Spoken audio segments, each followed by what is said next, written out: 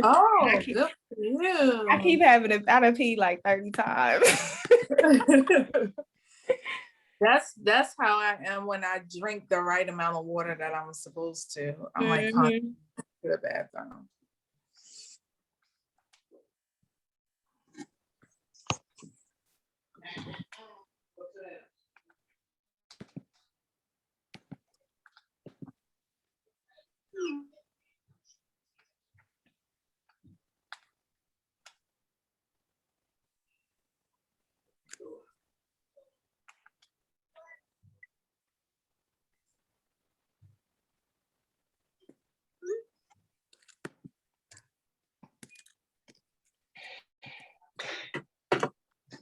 Oh wait, is that up too high? Do I look weird?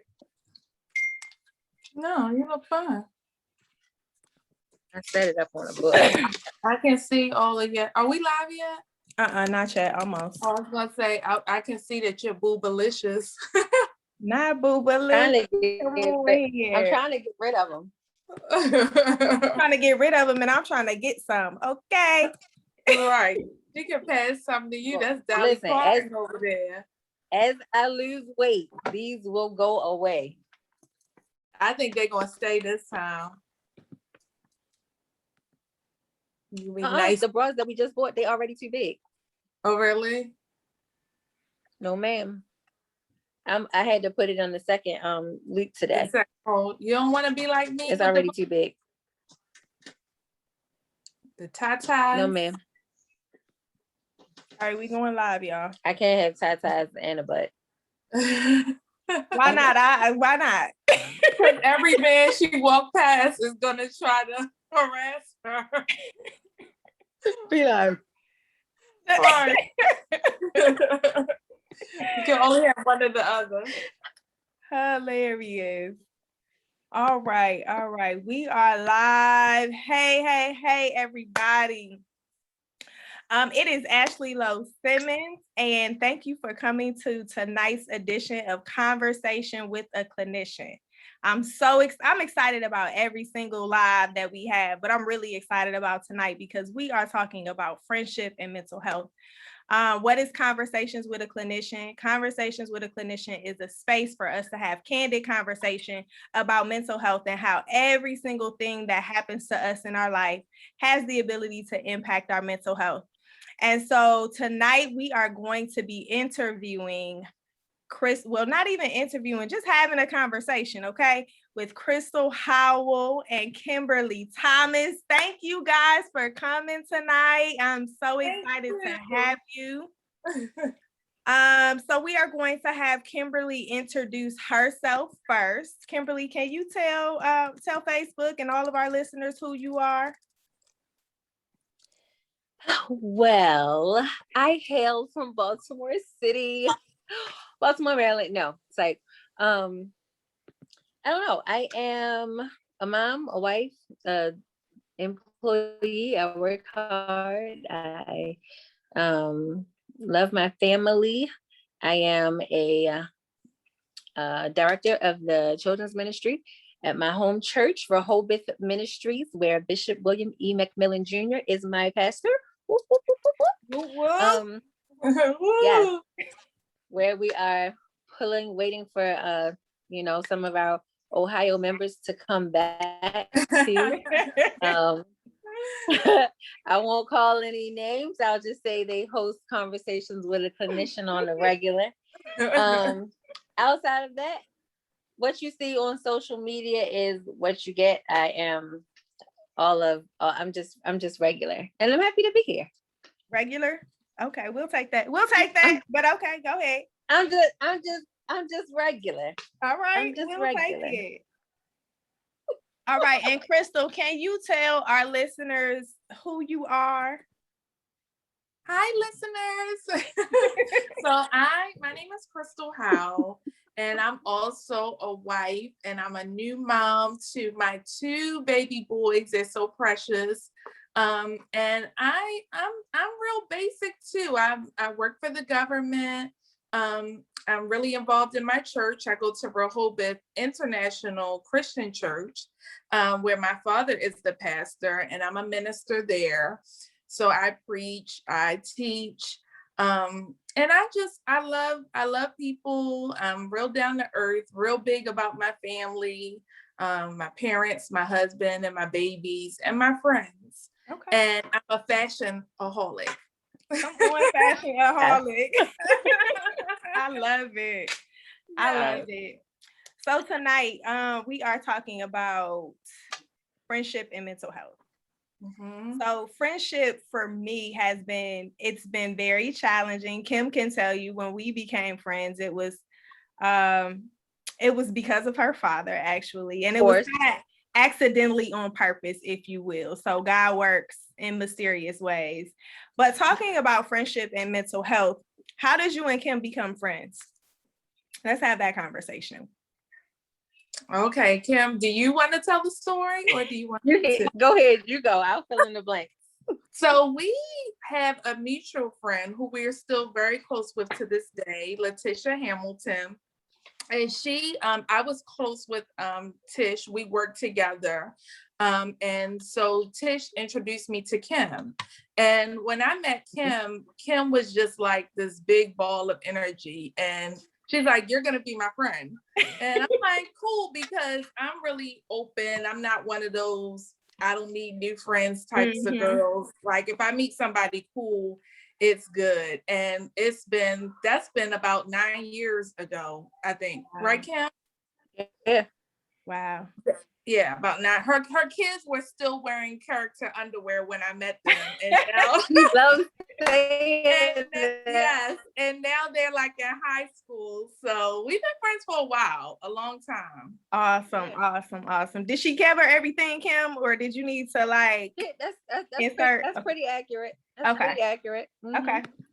Okay. So she definitely I will say it was easier. You know how you have a mutual friend, but you don't always become friends with your friend's friend. Oh, absolutely. But it was easy to befriend her. Like it was easy. Yay.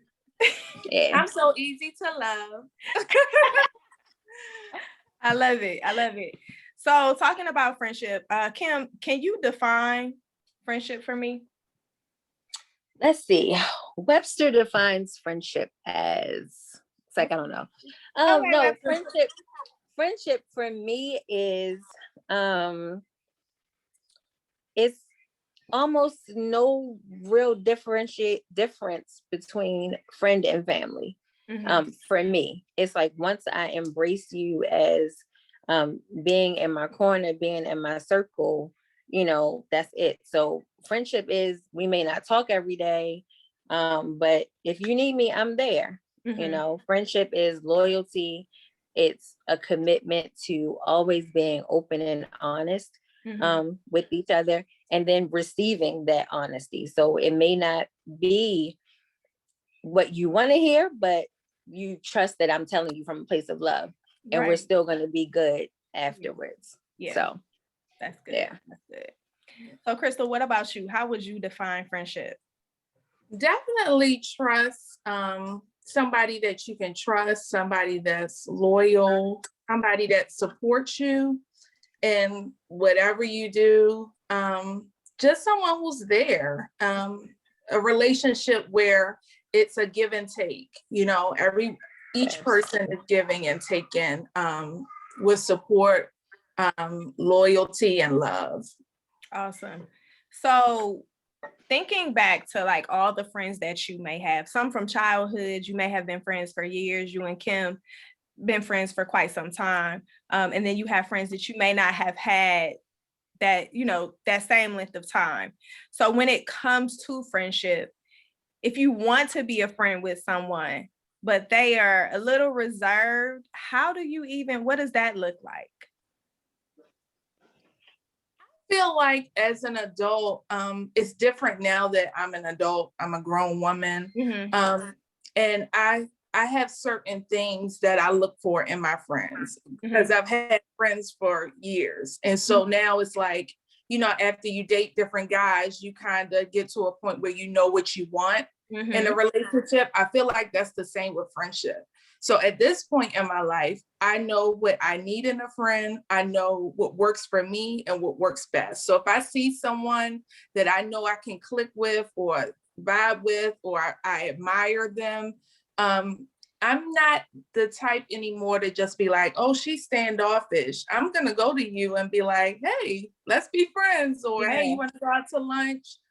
Because I realize the value in good relationships. So I'm not just going to let that pass just because, you know, I don't want to put myself out there, or the person is a little bit more standoffish. I'm going to make my request known and see where it goes from there, because I realize the value. Got you. Awesome. I really like what you said about, you know, the value of not just really friendships, but relationships, because God didn't create us to just be, that's why he made Eve, right? So Adam wouldn't be alone. And so it's important that we understand that there is value in friendship, there's value in relationship, there's value in community, because a lot of times when it comes to mental health, a lot of individuals isolate, or I hear a lot of clients or even some of my friends that say like, oh, well, I just don't, you know, I don't deal with people because he say, she say, but and they never get over that hump to really be able to develop those healthy relationships that can sometimes be a buffer, you know, when going through mental health challenges, because you have community.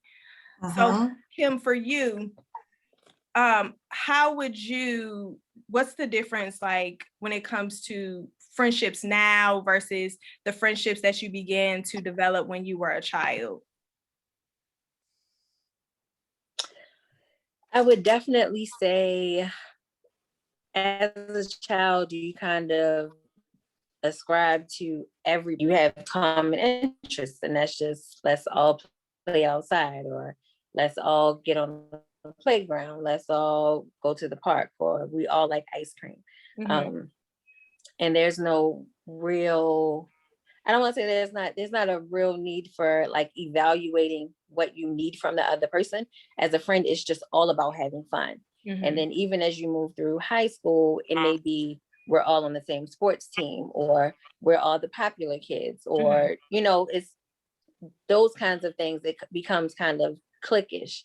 As an adult, kind of like what Crystal was saying, almost in like choosing your partner, you kind of know what you need from the other person. And even though it's a sisterhood, a friendship, it's still a relationship, and it's still a give.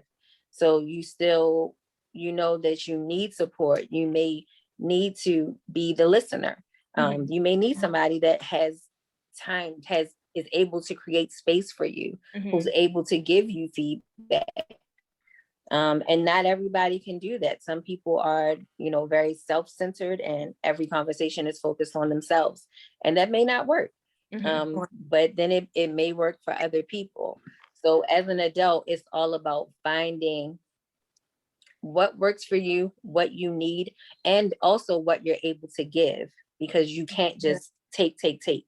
You also have to be able to put something back into that other person. Absolutely. So as an adult, I would say it's definitely being able to identify, you know, what you need in a relationship. Awesome. Yeah. So that's really good. And I want to ask this question just to go even into a deeper level. So we're all moms. And so our children make friends. All of their friends we don't necessarily agree with. I know, at least with mine, right? But we can't always choose their friends. So what advice, or how do you teach your children how to choose healthy friendships and relationships versus, you know, they're at that developmental stage where like their peers have a really great influence. And so how do you teach them, you know, and I know Crystal, your children are a lot younger, but specifically for you, Kim, how do you teach them healthy friendships versus that's probably somebody, you know, I can't choose your friends, but that's probably not someone who you want to be friends. It's interesting. I just had this conversation with my 14 and 13-year-old up on two different spectrums. So the 14-year-old, we had the conversation about, you know, him and girls, you know, knowing your value in a relationship, even though it's 14 and it's like, oh my God, we are in life. But even still, you know your value, know who you are at 14. You know, you have to respect women. You have to, but this is also what you deserve from the young lady that you're interested in. So we're having those kinds of conversations. For the 13-year-old, it was a little more in depth because he was playing with some of the kids in the community, and we live in a community where we're the minority. And in fact, we're the only family of color on the block. And they were riding their bikes, and the kids thought it would be funny to kind of drag, you know, take his shoes and drag him towards the lake as if they were going to throw him in there. And so these were his peers, his friends, and one of the boys recorded it and put it on Snapchat. And so he got really mad. He came home and he was just, you know, really upset. And he didn't want to tell them how upset he was because he was saying they meant it as a joke. But I wanted to explain to him that your friends, even though, you know, you joke with your friends, there's a such thing as taking it too far. And one, you should be able to tell your friend that you offended me, but also your friend should know what that line is and not to cross it. So your friends need to respect you enough to not embarrass you. And when it becomes the point where they're embarrassing you, then that's not a friend. That's not a friend. They're teasing you. They're making, you know, you the brunt of their jokes. So, you know, trying to guide teenagers through friendship is just really challenging. You kind of want to stand back and let them figure it out, but also navigate it for them. So that's where we are in these conversations. Okay. Yeah. It's tough. So let me just say, in the climate that we are in today, this conversation could go a completely different way. I'm sorry your son has to experience that, but it just shows the level of influence that media has, that the news have, that recent events have on children. They may have been joking, but I'm sure they've seen or they heard something, and now they want to emulate what they've seen and try to do the same thing until it's too far. And now, you know what I mean? So I'm sorry he had to experience that, but I'm glad that you were able to explain it to him, especially that communication piece. Because once you communicate to someone, and I've had similar conversations with my daughter before. She went through a stage of bullying probably about 2 or 3 years ago, and just explaining to her, like, you have to stand up for yourself and be okay with communicating with whomever is trying to come at you or come for you, right? And let them know, like, not today. I'm not, no. Right. Not today. In that communicating, you're able to express how it is you feel. And then if they're not able to respect how you feel, then it's no friendship, right? This is not a friend. This is an unhealthy relationship or an unhealthy friendship. And we're going to talk about toxic friendships in a little bit. But Crystal, and I know, like I said, you got babies. I don't know if you've had to experience, how does Noble, like 3, maybe 2? Noble is only 2. So, and I literally just let him go back to daycare. So he has no social skills. So I'm not jumping in on this. Yeah, I'm not at that point with them yet, but it's definitely what Kim is saying is real. You got to teach your kids, kind of guide them on how to pick friends, especially in this climate. Absolutely. I completely agree. So Crystal, you spoke to it a little bit earlier and said like in your adulthood, you don't really ascribe to the new friends. So, I mean, you're okay with having new friends. So when you know, there's that saying that says, oh, no new friends, right? So when it comes to saying no new friends, is it something that you ascribe to, and why or why not?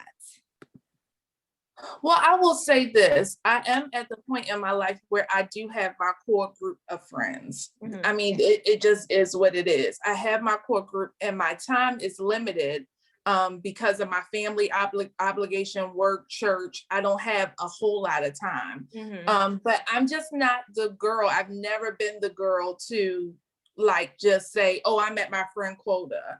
I'm always open to meeting new people. I'm always open to seeing where different relationships will go. Mm-hmm. But I will say that as I've gotten older, I don't, just because of time, I don't, gain a lot more new friends as I used to, because my circle is really solid. Mm-hmm. Kim is one of my best friends. Mm-hmm. I really call Kim like a sister friend. I'm the only one. What'd you say? I'm the only friend. She thinks she's my only friend. But but she is one of my closest friends, and I consider Kim. She's one of my only friends that I kind of view as a sister, because I didn't have a sister. I don't have a sister. And that's something that I always wanted. And Kim is what I always thought a sister would be. Mm-hmm. And so, I value her friendship above a lot of other, different relationships. Yeah. So, I'm not out here like, ooh, let me get a new friend today. Yeah. But I'm definitely not closed off to the idea, because you never know what God wants to do in relationships and who he wants to bring you, connect you with. I feel like you should always have an open mind, because there's always different seasons and different things like that. Agree. Absolutely. So what about you, Kim? Since you think that you're Crystal's only friend, we'll keep right there. But so how do you ascribe to the no new friends, and why or why not? I think she may have froze. Are you frozen, Kim? She may have frozen. So probably I'm not frozen. Oh, Crystal, okay. Are you frozen? No, I'm good. Oh, there we go. I wouldn't say that I ascribe to the no new friends. I'm not as quick in my adulthood to say, this is my friend, in the same way that I like call Crystal my friend. Like I have another best friend, Kiana, and she's actually on watching. And we met at work, and Kiana. She would always call me her work friend, and that would hurt my soul. That would hurt my soul. And I'm like, no, because I'm, you're my friend. And she would call me her work friend. And it took her, we went through the whole stages of like relationship. We went to lunch together. We didn't talk to each other. And then finally we started sharing little details. And then finally we shared more details. So that Kiana is probably my most recent friend. Outside of that, everybody else is kind of like on the outside of my core circle. But that's my support system. So while I'm not looking to add to my support, but okay. Kind of keep people. So I hear you both say a core group of friends, right? Mm-hmm. Solid. The foundation is good. If more come and they're for me, cool. But if they don't, I'm good where I am, right? And so when it comes to that core group of friends, our friends aren't always friends with one another, like we already said. And so how do you deal with those friends that, this is your friend, but I don't like this person? Have you ever had issues like that in friendships? I feel like I did back in the day, not so much now, because I really can't associate with people like that, like right now. Like I said, time is limited. Your value systems change. And like, I don't have time for the foolishness. You know, like, I get everybody's not going to click. Everybody's not going to kumbaya. But like the whole thing, I don't like her. Don't bring her around me. Like that's some old news stuff. And I feel like at this stage of my life, I don't have any friends like that. Like, my friends don't always talk, you know, they talk more so when I have like a get together, but it's nobody that's like, ugh, you know, why is she over here? That's, I don't have time for stuff like that. I love Crystal. I love it. She like, listen, we good over here. Like, I love it. I love it. What about you, Kim? Have you ever had to experience anything like that? Or was it like prior when you were, you know, a little bit younger?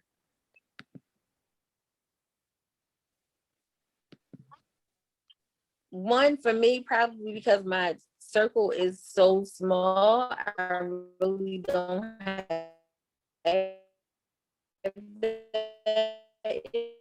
issue. Matured woman. And I think that's the difference in selecting your friendships, you know, knowing who to befriend. You should be choosing someone who kind of, you know, emulates where you are in life. So if you're a mature person and you're friends with a mature person, then it shouldn't be any of that cattiness or any of that stuff going on anyway. So when the circles do get together, it's all about whatever the event is or whatever the occasion is. For example, Crystal's wedding party. We aren't all friends, but we were able to come together. We planned a bridal shower. We had a wedding. We, you know, did events to celebrate the honoree, which was Crystal. So, no, it works. Awesome. It works. Love it. So talking about support systems, right? How have your friends been a buffer for you to kind of experience the ebbs and flows of life? Well, I'll speak on Kim since she's on here and it's her and I. And I don't probably tell her enough, but Kim has been like a backbone for me. And just different things that I've been through. Like I said, she's been a sister. If it wasn't for blood, you know, she's a sister to me. And I feel like, you know, some people are like, oh, all I need is my husband or all I need is my kids. Like, I know the importance of like sister friendships. And to me, that's a space that not my husband can fill, my parents can't fill, my children can't fill. Like, I need that. I need my Kim. You know, and so she has done things for me in certain situations, or when you talk about mental health, like she's been that person to get me through some situations that some of those other relationships couldn't help me through. You know, and so I just so appreciate her. Like I so appreciate her because you know, in life you go through some really hard things. And I've been through some really hard things, and she has been my rock, you know, where in situations where maybe my husband couldn't be or my parents couldn't be, he has been that person for me. And so it's an invaluable thing to have. I hear some people say, oh, I don't need friends, it's just me, myself, and I, or it's just me and my husband, or as long as I got my kids. And the older I get, the more I understand the importance of my different relationships. My husband is just as important, but Kim is important in a whole different way. And so I always need my Kim. You know, I can call Kim at 2 a.m, 6 a.m, 5 a.m, and she's gonna be there no matter what. Awesome. So I feel like everybody should have that. I mean, and I completely agree. Like I can definitely say when I met Kim, I was in I don't want to say a dark place, but it was a very different transitional place because I was new to Maryland. I was like, I'm out here to get my master's degree. I'm out here to raise my daughter, get this education, get my own relationship with God. And like, I'm not really but it was because of my experience with some really toxic friendships and relationships that I was really reserved on even talking to anybody. For real, Kim will tell you, when I first started going to church, I would come to service, and they look up, me and my daughter be halfway home, and still be fellowshipping. But and so she really is one of those individuals that taught me healthy friendships, that taught me the value of healthy relationships, that taught me that it's okay to be vulnerable, that vulnerability doesn't necessarily mean weakness, right? And so we say it all the time jokingly, but we're really like the same person in two different bodies, and we're a couple years apart. Like, she'll say something and I'm thinking it, or something like that, but that's how she is, because God knew what I needed. She was what I needed at the time, and she's helped me through understanding friendships, understanding like why you need to have reciprocal friendships. You don't need to just be the one doing, you need to, and we can go into a whole lot of different scenarios and stories. Her care and concern for me is what helped me to understand, like, oh, maybe she is real, like maybe she is genuine, like this is a real thing, like people can really have relationships like this. And so she taught me that. So Kim, I honor you too and say thank you just for the person that you are. Yes, you are funny for the person that you are. And just your friendship, like it's really authentic, like you gonna ride or die for real, and I appreciate that. So the support has been real, it has been mutual. You already know. So did you, Kim, want to speak to like the whole support systems and how friendships can be a buffer when you're going through the ebbs and flows of life? Definitely. So since y'all have like got me sitting here, this isn't blush, this is like, y'all have made my cheeks turn red. Comedian. This isn't makeup. This is actually my skin turning nice and red. Oh my gosh. But in the same way that you ladies have spoke so highly of me, first, thank you, but it's reciprocal, both relationships. And Ashley, I'll start with you. I can remember so vividly when you would not get, I don't remember if it was the light fixed on your car. Yes. Or was it your brake light? Like your light was out for so long and you would not get it fixed. And so I finally said something to Bishop, and he told you, like, that is so dangerous. You get pulled over, or somebody run into the back of you, and you stopped speaking to me because you were so mad at me for telling that you would not get your light fixed. And I'm like, why are you mad at me? I care about your safety. Like, you riding around town, going to see clients all hours of the night, you and your daughter, and you won't listen to me and get it fixed. So I'm going to somebody else that you will listen to. And you were so mad. And then finally you came back and was like, I'm sorry that I was mad. But I really believe in, like I said, there's a thin line between family and friend. And once you crossed into that space in my heart, there's nothing that I won't do, especially when it's reciprocal. And it's it's been that way. Even when you moved out here, you would cook dinner at my house on some Sundays. I would cook dinner at your house on some Sundays. We've been in the trenches together of raising children, being single moms, and now we're both, married. Right. So we've kind of grown up in friendship together and bonding together. So I can appreciate that. And you've taught me how to, speak your truth and own your truth and stand in it, and to accept, and to accept, criticism, and maybe it's not, what you think it is. So it's definitely a reciprocal relationship. Crystal, like she said, everybody needs a Kim. Everybody needs a Crystal. I tease her and I call her the Beatitude. She's like peace. So Crystal is like, she's going to get a special crown in her heaven. She's going to get a special jewel in her crown when she gets to heaven, because Crystal will find the good in anything, in anybody, in any situation. I don't care what it is. I will call her and I will go off. First of all, you need somebody that you can trust with your go off. Okay. That's like so important. Trust with your go That off. is so important. So like add that to the list. You need somebody that you can trust with your go off. You can't just be out here going off every single place, you know, getting mad, but you need a safe, secure space to go off. And Crystal is consistent in that area, you know, and my go off can sometimes be a go off. And, you know, I don't have to worry about a post on social media or a phone call or a text to Bishop saying, Bishop, let me tell you what your daughter said. You know, you need a safe space, and Crystal has consistently been a safe space for me.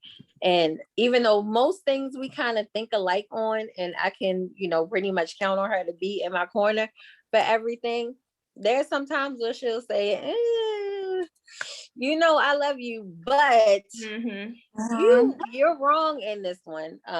Or you need to go back and apologize, or you need to do this. And I think that's the part that sometimes we miss when we're looking for friendships or seeking friendships out. We think we need somebody that's like a yes man. And somebody to just always on. Amen corner. And sometimes that amen corner is like, I got your back.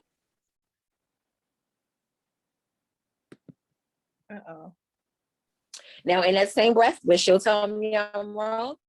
Now this was some years ago. Called with me when I was gonna go and slash somebody's tire.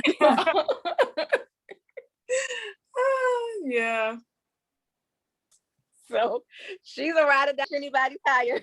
We made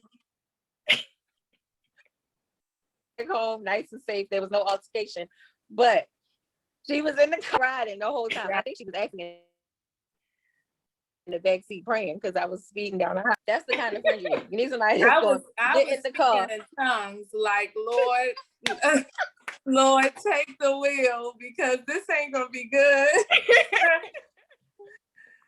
She was consistently telling me, Kim, you should just turn around. We should just go home. But she was doing it from in the car. So, you know, that's evaluate your friendships. You know what I'm saying? She was in the car with me. She was telling me you're wrong, but she was right at my side. So. We was gonna be behind the jail bars together. But you know, Crystal continues to show up, you know, and I don't care. Same thing. It doesn't matter what time it is. Her family has embraced me. You know, I'm still waiting for my invitation to move in. So if Pastor Chris, you're watching, the basement is empty. You know, I can pay full and Pastor Kathy, you know, just let me know. I'll do dishes. But I haven't received my invitation just yet, but I'm waiting. But you know, friendship is reciprocal, and everything that you ladies have given out, I try to give it back to you. Okay, so if anybody can, you know, whoever is listening, if you can't tell yet, she is a comedian. So just go follow her page, get your little daily laugh on, because that's Kim. It's never a dull moment, ever. That's her second job.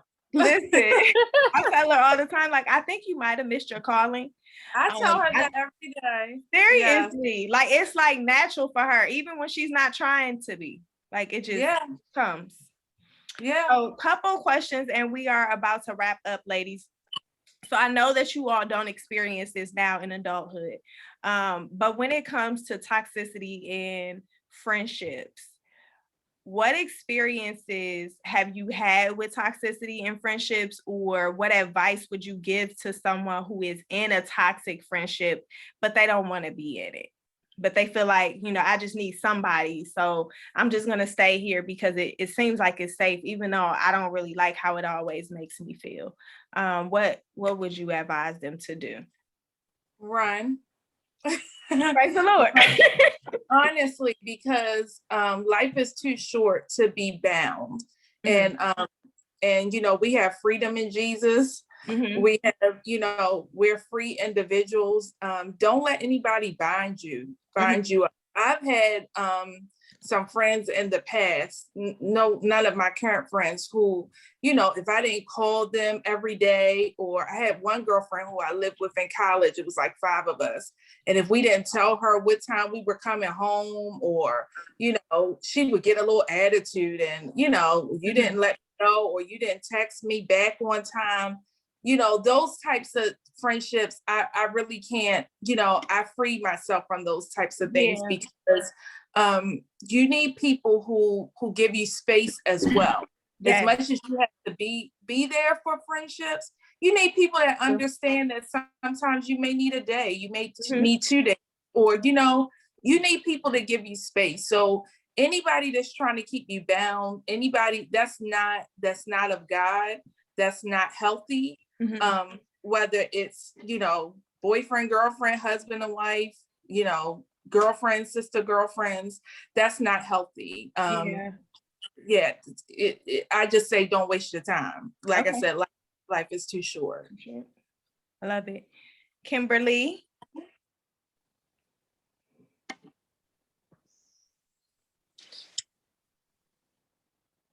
I would say definitely if it's established boundaries, because I probably have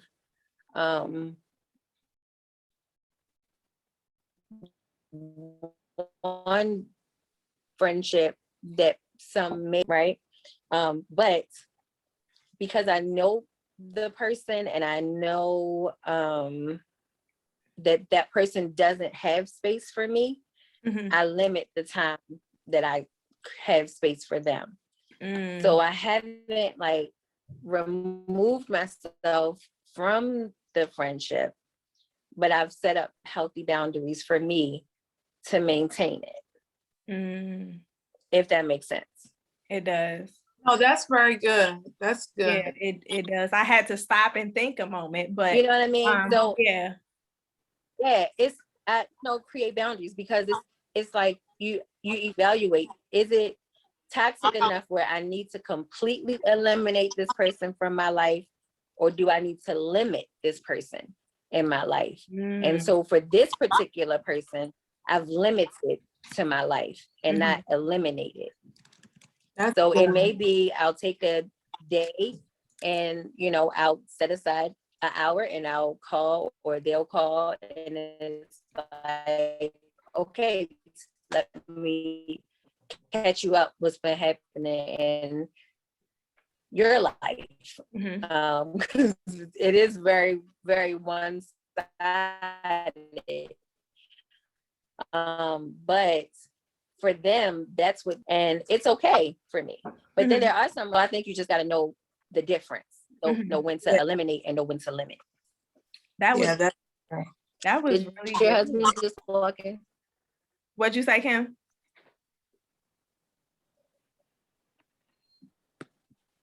Oh, I thought you had said something else.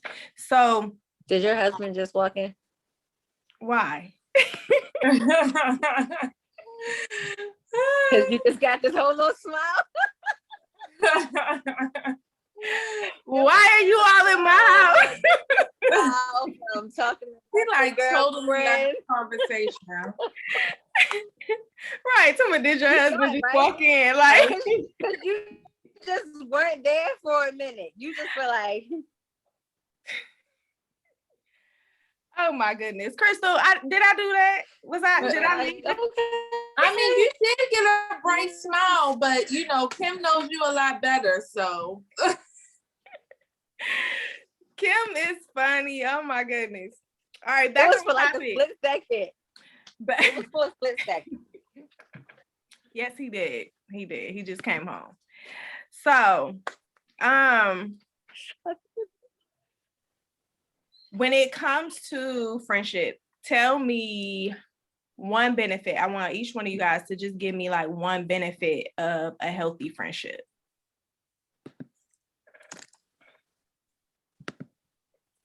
One benefit of a healthy friendship. For me, it's laughter. Okay, Crystal. It's laughter. I would just say just having someone there. Friendship to me is having someone there. A lot of people, you'd be surprised, don't have anyone. Mm-hmm. And so having a good friend is having someone there. Okay. I'm gonna say understanding. So having I can be a very different person sometimes. And so when I think it was Kim said you or Kim was talking about space. So I go through these times where I just need space, and sometimes it might not be. Can I change my laughter? What you say? Kim, you keep cutting out. I think, she keeps, her reception must not be doing good. No, I said, can y'all hear me? I hear you now. You're real choppy though.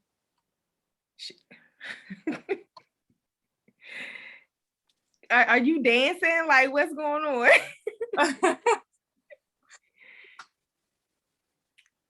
Y'all can see me. I can see. I was saying I wanted to change mine from laughter to balance.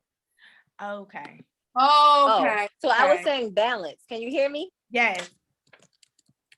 Yeah, I would say balance. Like, friendship brings in balance because we have our husbands, we have our children, we have our parents, but a good friend brings balance to your life. That's really good. That's really good. That's good. Yeah.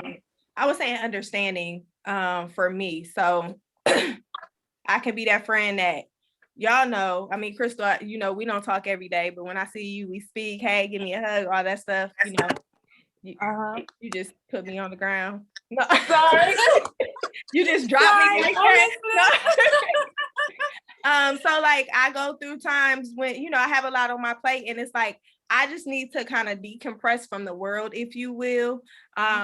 Sometimes it might be 3 or 4 days, sometimes it might be a week, like, but don't constantly just call me like, hey Ashley, hey Ashley, hey Ashley, because then I'm eventually gonna get upset, and I'm gonna communicate with you that I'm upset, and like, just don't call me at all. But so understanding that I do need space. So for me, I need my friends to kind of understand that I carry a lot, and so, you know, I'm still here. I just need my, you know, some breathing space, and then I'll be right back, you know. And so understanding is a big one for me. So I'll let you guys do this collectively. Everybody that comes on Conversations with a Clinician, we're not just here to have these conversations. We are normalizing mental health, but it's not just about the conversation, because we can talk all day, every day about all types of things. It's about actually leaving our listeners with tools that they can apply to their everyday life. And so for those people that are listening or may hear the replay, what are some tools that you will leave them with about, you know, how to build healthy friendships or maintain healthy friendships or balance healthy friendships, so that this can be something that becomes realized in their lives? I would say one is to give out what you want to receive. I feel like if you give out what you want to receive, it's going to come back to you in some shape or another. You know, give people what you want them to give to you. Okay. And not that you'll always get it, but that's a good habit in, you know, building relationships and building strong friendships, is don't always look at what you're getting from them, but look at what you can give. And God will make up the rest. He'll meet you there with the relationships that he brings to you. Awesome. Love it. Kim? What did I say earlier? I feel like I had a good one here. I forgot. Y'all forgot too?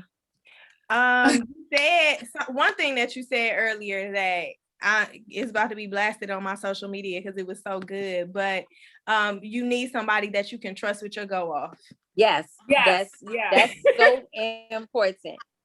Find somebody you can trust with your go off. And to take it to another level, like Crystal is a minister. She's a pastor's daughter. I'm a minister. I'm a pastor's daughter. There's a different level of safety that you need. There's a different level of visibility that we both have. not because we've asked for it, but because of who our parents are. Just, you know, you're mad, you can't just go to somebody's job and, oh, I'm going to cuss this person out, or I'm going to drag this girl today, or whatever. You know what I mean? Like, you have to handle the emotions differently. So, but even outside of just being in a high visibility seat, you just need a safe space. So having somebody that you can trust with your feelings, your true raw feelings, whether you want feedback or not, is so important. Because one, you need to get it out. You need to be able to speak your truth and how you feel in that moment, not how you're going to actually respond to the situation. Sometimes you just need to get it out. You just need to say, yo, I'm so mad right now, or, you know, whatever, this person made me feel like this, or this is what I'm thinking. You need to be able to get that out and trust that you're not going to hear about it 2 days later. Absolutely. Or a day later, or somebody's going to sell it to the National Enquirer. Right. And so, that's why I look at Kim more like a sister, even beyond a friend, because I don't have a sister, but that's how I've always envisioned it. Like, that's a person that everything should always be safe with. And, you know, that's how I hope my boys will be, you know, that even if they don't have any other friends, that they'll always have a safe place with each other, you know, no matter what goes on. And I can truly say that about Kim. Like, I have a safe place with her. And so that's why I kind of even put her beyond a friend. And so even when you're looking for friends, look for somebody that kind of will even fit that family category, because I just feel like that's even a more safer space than just a regular friend. Yeah. Awesome. And I'm taking, I would even say pray about it. You said what, Kim? I would even say pray about it. You know, we're supposed to make our requests known to God, and everything, prayer and supplication, make your request known to God. So if you're in that place where you're, or I don't know who to allow into my friend, God, just like he answers major requests, or he heals major action, he'll bring that friend, he'll make a way for that bridge to happen. So I would even say, you know, put that on your list. Or even if you have friends that you're not sure about this person, then, you know, God will answer you. Yeah. Awesome. I love it. That is really, really good.